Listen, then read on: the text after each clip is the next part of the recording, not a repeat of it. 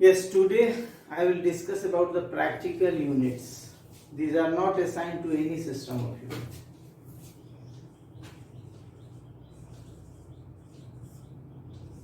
आज हम लोग बात करेंगे अबाउट द प्रैक्टिकल यूनिट्स। इसमें सबसे पहला नाम है astronomical unit. First one is astronomical unit.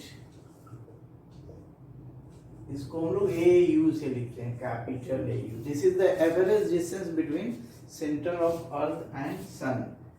This is average distance between centre of earth and centre of sun. और one astronomical unit is given as, एक एस्ट्रोनॉमिकल यूनिट का value होता है 1.496 into 10 to the power 11 metre. इसको याद रखने की बात है। एस्ट्रोनॉमिकल यूनिट क्या हो गया? This will be the average distance between centre of the earth and centre of the sun. इसका वैल्यू कितना होगा? 1.496 इंटू 10 टू पावर 11 मीटर। दूसरा हमारा जो यूनिट है that is called light year. ये डिस्टेंस का यूनिट है। इसका यूनिट है, this is the unit of distance. This is the average distance travelled by light in 1 year. ये क्या होगा? This is the average distance, या फिर कहो डिस्टेंस इसको, travelled by light in 1 year. In 1 year, 1 year में जो भी डिस्टेंस ट्रेवल करता है लाइट, उसी को हम लोग क्या कहते हैं? 1 लाइट ईयर। इसको कैलकुलेट करोगे then you will get the value of 1 light year होता है, this will be 9.46 into 10 to power 15 metre. फिर से एक बार, ये सब ध्यान में रहना चाहिए, एग्जाम में पूछे जा सकते हैं। एस्ट्रोनॉमिकल यूनिट क्या होगा? This is the average distance between centre of earth and centre of sun. Second one is light year. ये हो गया average distance travel by light in 1 year.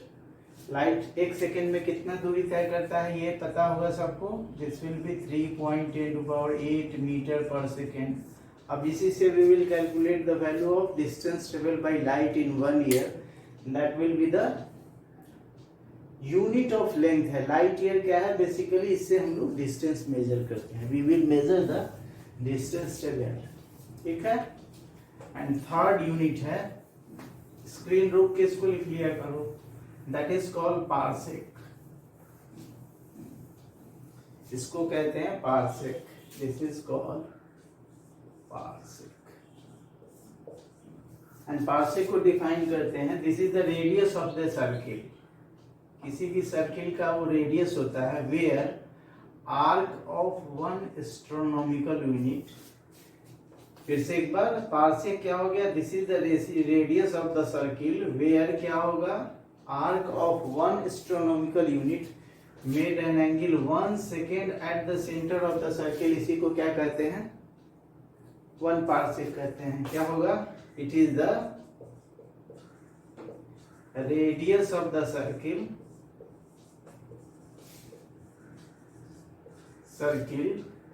When, कब होगा ये? व्हेन द आर्क लेंथ कितना होना चाहिए? Arc of 1 astronomical unit made an angle को हम लोग सेकेंड में भी मेजर करते हैं, 1 second at the centre of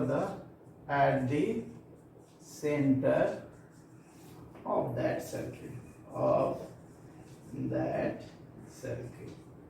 ठीक है। And we know that theta is equal to क्या होता है? Arc upon length.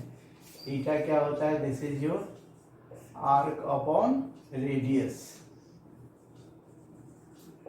हमको किसका वैल्यू कैलकुलेट करना है? रेडियस का। तो रेडियस क्या हो जाएगा? Arc upon theta.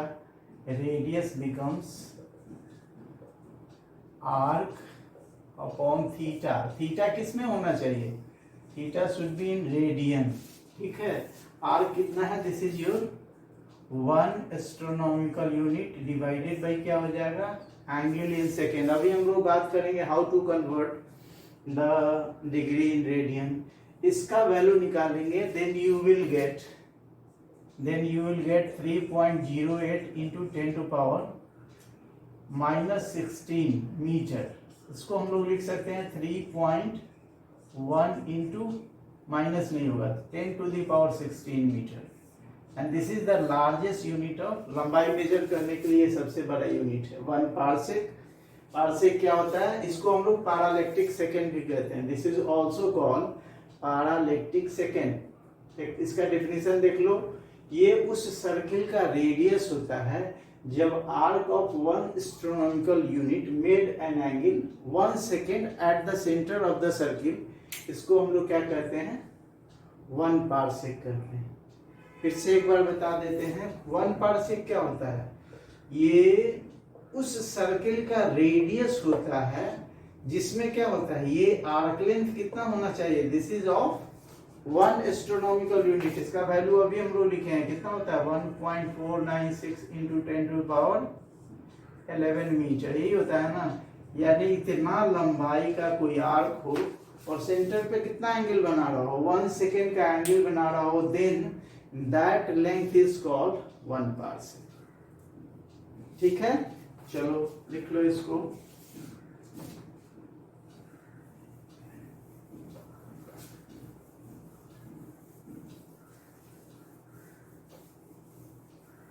अब इनके बीच का रिलेशनशिप भी पता होना चाहिए। 1 पारसेक अभी बताएं, this is the largest unit of length. 1 parsec क्या होता है, this is the largest unit of length. This is equal to 6.3 into 10 to the power 4 astronomical unit के बराबर होता है। 1 पारसेक कितना होता है, this is equal to 6.3 into 10 to the power 4 astronomical unit के बराबर होता है। And what is the relationship between parsec and light year? 1 parsec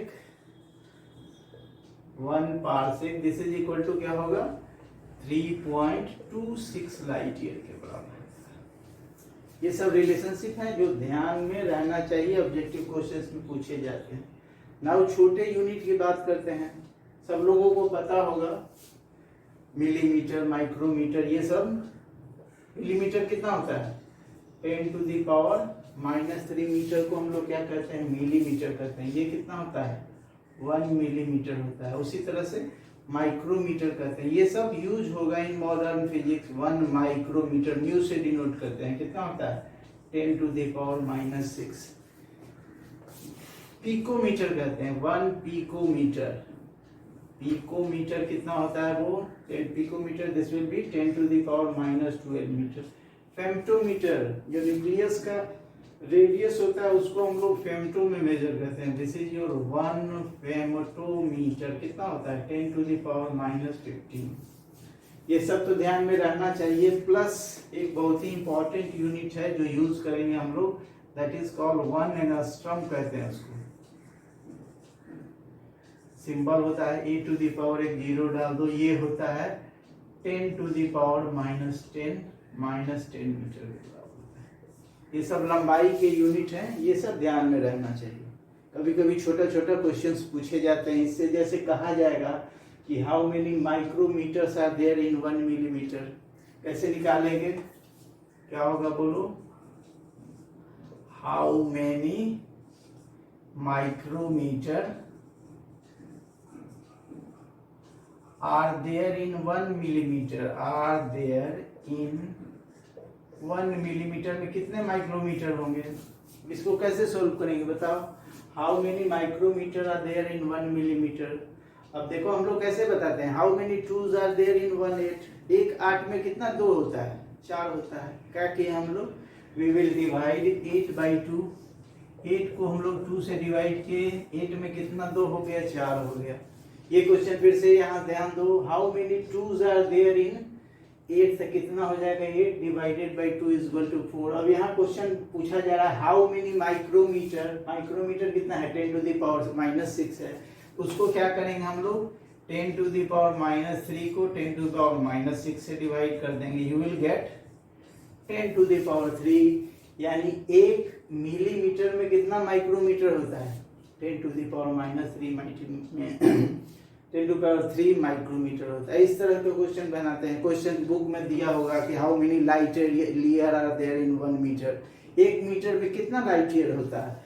क्या करेंगे हम लोग? 1 मीटर को लाइट ईयर से डिवाइड कर देंगे, उतना ही लाइट ईयर 1 मीटर में होगा। यानी 1 मीटर डिवाइडेड बाय क्या होगा? Light year. लाइट ईयर कितना होता है? अभी हम लोगों ने पढ़ा है 9.46 × 10⁻15 मीटर। यहाँ भी मीटर हो गया, मीटर, ये मीटर मीटर कट गया, ये इसको डिवाइड करोगे ये तब तुमको मिलेगा कि how many light year are there in 1 metre. क्या करना है? सिंपली उसको डिवाइड कर देना है। एक और बता देते हैं, थोड़ा सा प्रैक्टिस हो जाएगा। मान लो क्वेश्चन है कि how many angstrom are there in 1 nanometre. Nanometre पता है कितना होता है? 1 नैनोमीटर होता है 10⁻⁹ मीटर, ये होता है नैनोमीटर। अब तुमसे पूछा जाए कि how many nanometre are there in 1 how many nanometre are there in how many angstrom are there in 1 metre. Question क्या है? हाउ मेनी, उल्टा भी हो सकता है, how many angstrom are there in 1 nanometre. Nanometre क्या करेंगे हम लोग? एंगस्ट्रॉम को डिवाइड कर देंगे नैनोमीटर से। कितना होगा? 10⁻⁻10 डिवाइडेड बाई 10⁻⁻10, ऊपर जाएगा तो ये प्लस हो जाएगा, 10 मीटर हो जाएगा। ये भी हो सकता है कि how many angstrom are there in 1 nanometre. तो क्या करना है? सिंपली इसको उल्टा कर देना है। How many angstrom are there हम लोग अभी बनाए थे, how many nanometre are there in 1 angstrom, तो इसको उल्टा कर देंगे, you will get the value of 10⁻⁻⁻। इस तरह के क्वेश्चंस का आंसर, ये छोटे छोटे हैं, इस तरह से किया जाता है। तो these are the long and short unit of length. इसको लिख लो तुम लोग।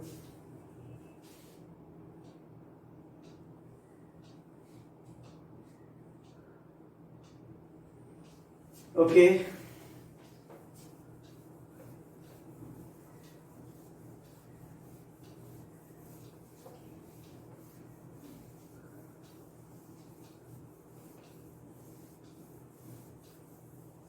ना हम लोग मास की बात करते हैं। मास के यूनिट के बारे में सबको पता है। मास का यूनिट क्या होता है? केजी होता है, पता है ना? 1 kg होता है। क्विंटल कितना होता है? सबको पता होगा। क्विंटल 1000 kg को क्विंटल कहते हैं। टन कितने का होता है?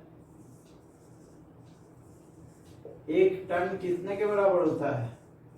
1 टन हमारा कितना होता है? 1000 kg के बराबर होता है। ठीक है। एक बार बहुत पहले क्वेश्चन पूछा गया है, स्लग भी हमारा मास का यूनिट है। स्लग एफपीएस यूनिट में हम लोग यूज करते हैं। एक स्लग कितने के बराबर होता है? तो स्लग भी हमारा मास का यूनिट है।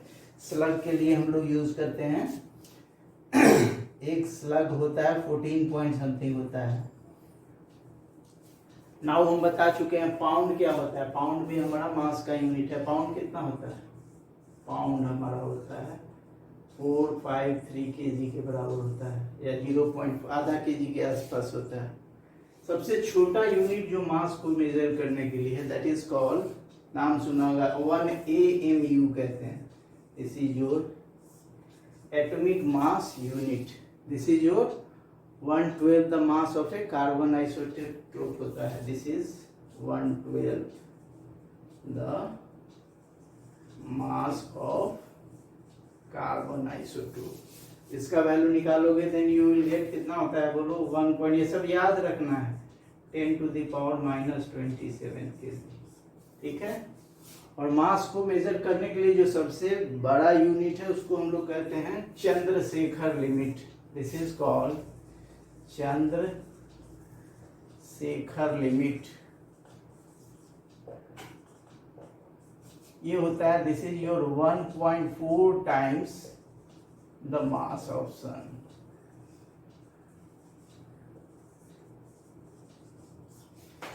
ये मास का सबसे बड़ा यूनिट हो गया। इसी तरह से कुछ यूनिट्स हैं, उसको ध्यान में रखना चाहिए। ठीक है। ये मास के लिए हो गया। टाइम के लिए एवरीबॉडी नोज, टाइम के लिए हम लोग यूज करते हैं सेकेंड को, आवर को, मिनट को। डे हो जाता है, ईयर हो जाता है। टाइम के बारे में मोस्ट ऑफ द जो यूनिट्स हैं वो सबको पता है। टाइम का एक छोटा यूनिट है, सबसे छोटा यूनिट, उसको हम लोग सेक कहते हैं, इसको याद रखना है। सेक हमारा होता है 10⁻⁻8 सेकेंड को 1 सेक कहते हैं।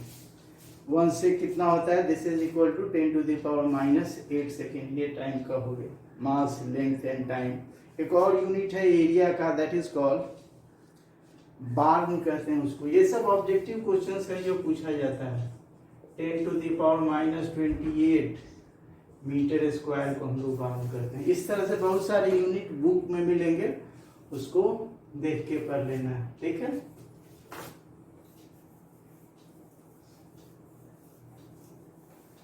नाउ ये जो बच गया था उसको बता देते हैं। How to convert degree into radian में इसको कैसे बदलते हैं। जैसे हम लोगों को एनसीईआरटी में क्वेश्चन भी गिवन है 1 डिग्री, 1 मिनट एंड 1 सेकेंड। ये हमारा ऊपर एक लाइन खींच दोगे, then this will become minute हो जाता है। 2 लाइंस क्या हो जाते हैं? This will your second. अब इसको how you convert into radian, तो हम लोग इसके पहले वाले लेक्चर में पढ़ चुके हैं कि किसी भी सर्कल के सेंटर पे जो एंगल बनता है इन डिग्री कितना होता है? 360 डिग्री हो जाता है। और उसी को यदि रेडियन में बदलते हैं तो क्या होता है? Theta is equal to arc upon क्या हो जाता है? आर्क अपॉन रेडियस हो जाता है। अब total arc of the circle कितना है? This is your 2 pi r divided by radius को यदि आर मान लेते हैं तो total angle made at the centre of the circle in radian कितना होता है? 2 पाई रेडियन होता है। तो यहाँ से देखो 360 डिग्री इक्वल टू कितना हो गया? 2 पाई रेडियन हो गया कि नहीं? यहाँ से हम लोग कह सकते हैं 360 degree this is equal to 2 pi radian. तो 1 डिग्री कितना हो जाएगा? 2 पाई डिवाइडेड बाई 360 डिग्री, यानी कितना होगा? Pi by 180 radian. 1 degree equal to इतना रेडियन के बराबर होता है। अब इसको यदि लिखना चाहो तो ये होता है वैल्यू 1.744 इंटू 10⁻⁻2 रेडियन हो जाता है। ये हमारा 1 डिग्री का वैल्यू हो गया इन रेडियन। 1 डिग्री को रेडियन में बदलना होगा तो इतना, किसी भी चीज को रेडियन में बदलना होगा तो क्या करेंगे? इतना से मल्टीप्लाई कर दोगे, you will get the value in radian. उसी तरह से 1 मिनट की बात करते हैं तो हम लोगों को पता है कि 1 डिग्री इक्वल टू कितना होता है? 60 मिनट होता है। तो यहाँ से देखो तो what is the value of 1 minute कितना हो जाएगा? 1 डिग्री डिवाइडेड बाई 60 हो जाएगा। हमको क्या वैल्यू निकालना है? We have to find the value of 1 minute. तो 1 मिनट इक्वल टू कितना हो जाएगा? दिस इज योर 1/60 डिग्री हो जाएगा। इसको यदि लिखना चाहो तो कितना हो जाएगा? 1/60 इंटू 1 डिग्री हो जाएगा कि नहीं? This will be in 1/60 into 1 degree. 1 degree का वैल्यू देखो यहाँ हम लोगों को पता है कितना हो जाएगा? 1/60 इंटू π/180। यानी ध्यान दो तो इसको यदि हम लोग 60 से डिवाइड कर देंगे तो हमको क्या मिलेगा? 1 मिनट का वैल्यू मिलेगा, यानी 1.744 इंटू 10⁻⁻2 डिवाइडेड बाई 60 कर दो। ये जो वैल्यू आता है 2.91 इंटू 10⁻⁻4 रेडियन हो जाएगा। Now I have to find the value of 1 second. और 1 सेकेंड कितना होता है? Everybody knows 1 minute is equal to कितना होगा? 60 सेकेंड हो जाएगा। तो 1 सेकेंड कितना होगा? दिस इज योर 1/60 मिनट हो जाएगा। अब यहाँ से देखो तो 1 सेकेंड का वैल्यू कितना हो जाएगा? This is your 1/60 into 1 minute कर देते हैं, कोई दिक्कत नहीं है। 1 सेकेंड कितना हो जाएगा? 1/60 इंटू 1 मिनट। 1 मिनट का वैल्यू यहाँ से डालो, कितना हो जाएगा बोलो? 1/60 इंटू 60 इंटू कितना हो जाएगा? π/180। अब इसको यदि हम लोग कैलकुलेट करते हैं तो ध्यान से देखो, इसको यदि 60 से डिवाइड करेंगे then you will get the value of 1 second. यानी क्या हो जाएगा? 2.91 इंटू 10⁻⁻4 को 60 से डिवाइड करते यू विल गेट 4.85 इंटू कितना हो जाएगा? 10⁻⁻6 रेडियन। और सब याद रहे नहीं रहे, इसका याद रहना जरूरी है, क्योंकि जब भी हम लोग कन्वर्जन की बात करते हैं डिग्री, मिनट, सेकंड में, तो सबको हम लोग सेकंड में कन्वर्ट कर लेंगे और उसको इतना से मल्टीप्लाई कर देंगे, then you will get the value of second the, angle in second हो जाएगा। चलो इसको लिख लो, then you will get the value of angle in second. इसको लिख लो, एक बार फिर से समझाते हैं। यहाँ देखो 362 पाई 1 डिग्री कितना हो गया, पाई बाई 180। 1 डिग्री का वैल्यू चाहिए, कहाँ निकाले हैं, यहाँ 1 डिग्री कितना हो जाएगा, pi by 180। This will be equal to this. अब 1 डिग्री का वैल्यू निकाल लिए, then you will have to find the value of 1 minute and यहाँ पे 1 सेकंड का वैल्यू। चलो निकाल लो, इसको लिख लो।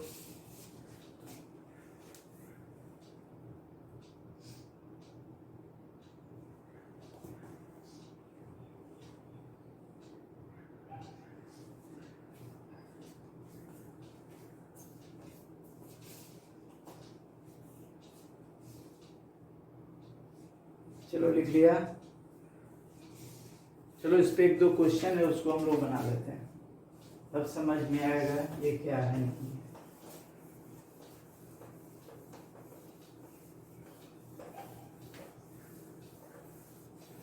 देखो एक क्वेश्चन है, कह रहा है कि रेडियस गिवन है, किसी भी एटम का रेडियस गिवन है, एग्जांपल है, किसी भी एटम का रेडियस गिवन है 2 एंगस्ट्रॉम, ठीक है।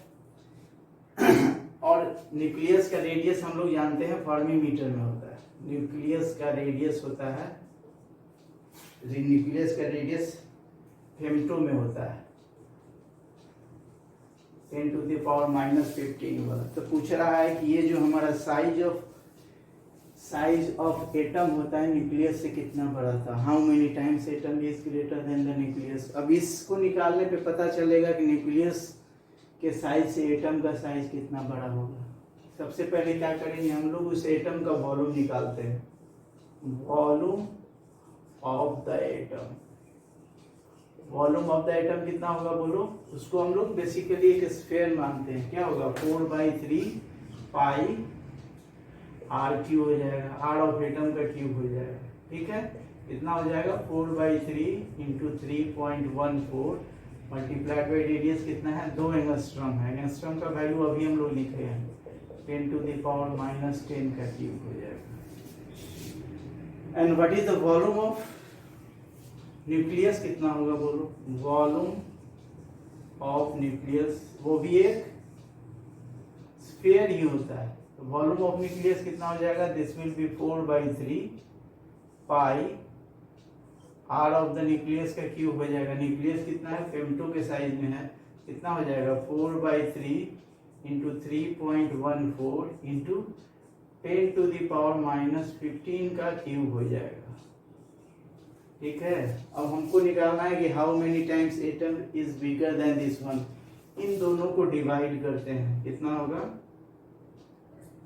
यहाँ पे देखो 4/3 पाई से 4/3 पाई तो कट जाएगा, बचेगा कितना 2 इंटू 10⁻⁻10 का क्यूब डिवाइडेड बाई क्या होगा 10⁻⁻15 का क्यूब हो जाएगा।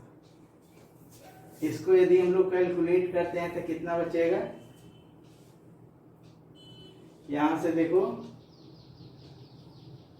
45 हो जाएगा। 2 इंटू कितना हो जाएगा, this will be the value of 2 into 10⁻15 हो जाएगा, ये हो जाएगा। यहाँ से देखो ऊपर ले जाएंगे, 2 नहीं हो जाए, 2 2 जा 4 2 जा 8, 8 इंटू 10⁻15। अब यहाँ से देख के समझ में आ रहा होगा कि ये जो हमारा साइज ऑफ एटम है इतना टाइम्स बड़ा होता है साइज ऑफ न्यूक्लियस से। What is the difference between atom and nucleus, यहाँ से हम लोग जज कर सकते हैं। इसको लिख लो, फिर एक और क्वेश्चन है उसको डिस्कस कर देते हैं।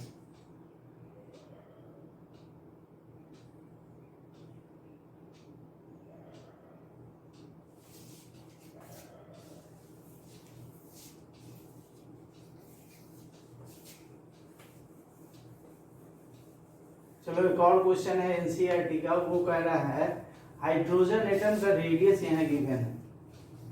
The radius of hydrogen atom is given here.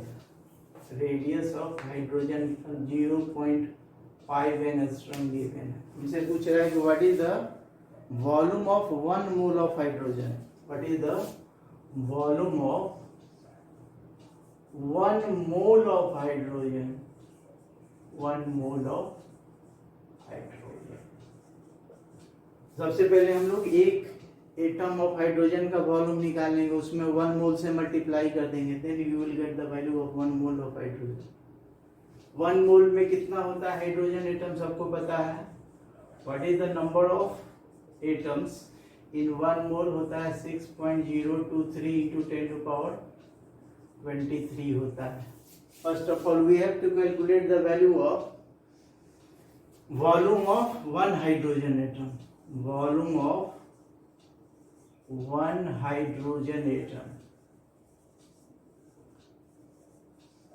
बोलो कितना हो जाएगा, 4/3 पाई 3.14 इंटू आर क्यूब कितना हो जाएगा 0.5 इंटू 10 टू द पावर -10 होता है ना, अंगस्ट्रम कितना होता है 10 टू द पावर -10 का क्यूब। ये किसका हो गया, 1 एटम ऑफ हाइड्रोजन एटम का वैल्यू है। हमको कितना चाहिए, हमको फाइंड आउट करना है, ये हमारा सॉल्यूशन हो गया। Find out the volume of 1 mole of hydrogen atom. इसको क्या करेंगे, सिंपली मल्टीप्लाई कर देंगे by this number, volume of 1 mole of hydrogen atom कितना हो जाएगा, this is 6.023 into 10 to the power 23 multiplied by क्या होगा 4/3 into 3.14 into 0.5 into 10 to power -10 का क्यूब हो जाएगा। और इसको अगर हम लोग मल्टीप्लाई करेंगे then you will get the value of 3. ये हमको मिलता है 3.15 into 10 to the power, this is your 10 to the power -7 metre cube. ये इसका आंसर हो जाएगा। एक बार फिर से इस क्वेश्चन को बता देते हैं। क्वेश्चन क्या है कि हमको radius of the hydrogen atom दिया हुआ है, तो पूछ रहा है कि what is the volume of 1 mole of hydrogen atom. 1 mole में वैल्यू क्या होता है 6.023 10 टू पावर 23 हो जाएगा। एक मोल, एक हाइड्रोजन एटम का वॉल्यूम निकाल देंगे, then we will calculate the value of 1 mole. यहाँ से हम लोग 1 मोल का वैल्यू निकाल देंगे। ठीक है, चलो इसको लिखो।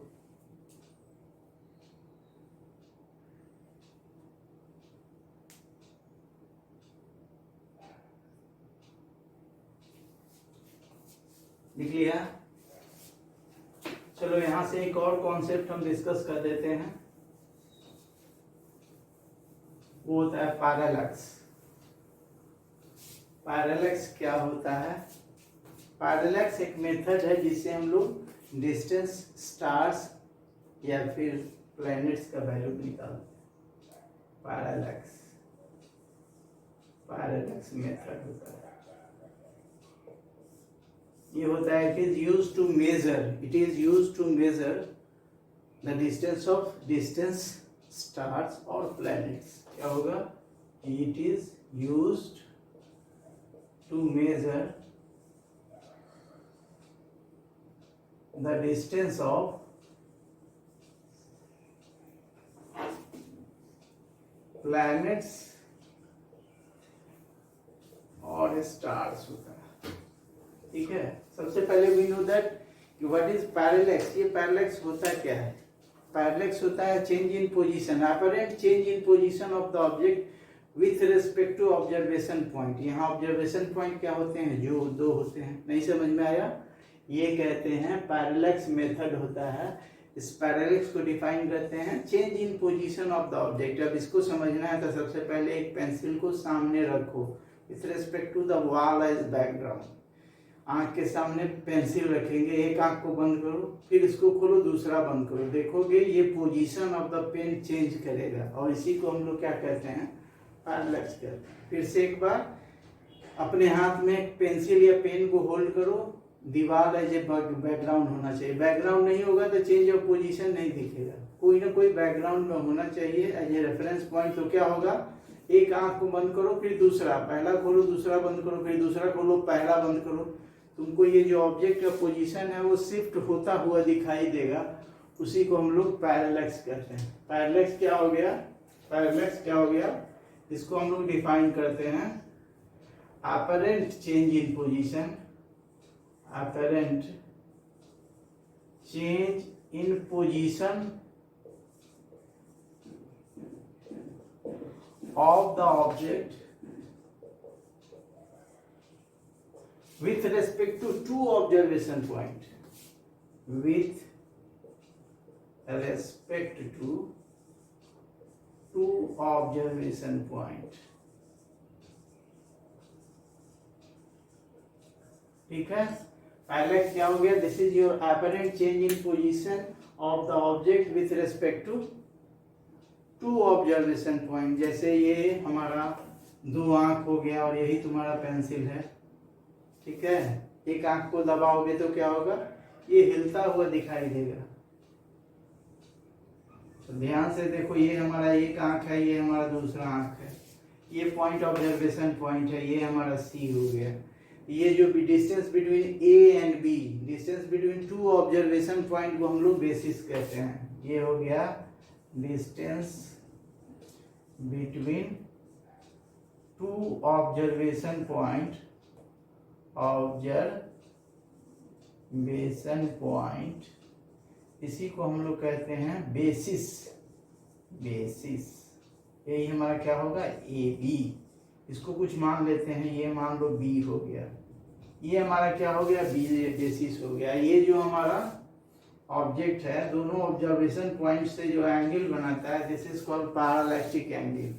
थीटा को हम लोग क्या कहते हैं, theta is called parallactic angle कहते हैं उसको, ठीक है। इसका एग्जांपल नेक्स्ट क्लास में डिस्कस करेंगे, इसको पहले समझ लो।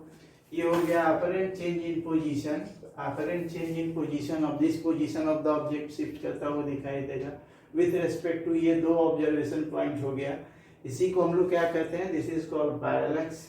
ये distance between the observation point को बेसिस कहते हैं, और ये जो एंगल बनता है उसी को हम लोग पैरालैक्टिक एंगल कहते हैं। अब देखो, ये मान लो ये डिस्टेंस को हम लोग मेजर करना है, इसको यदि x हम s कह देते हैं, ये हमारा s हो जाएगा। ये जो हमारा थीटा है, थीटा क्या होता है, this is your arc upon radius,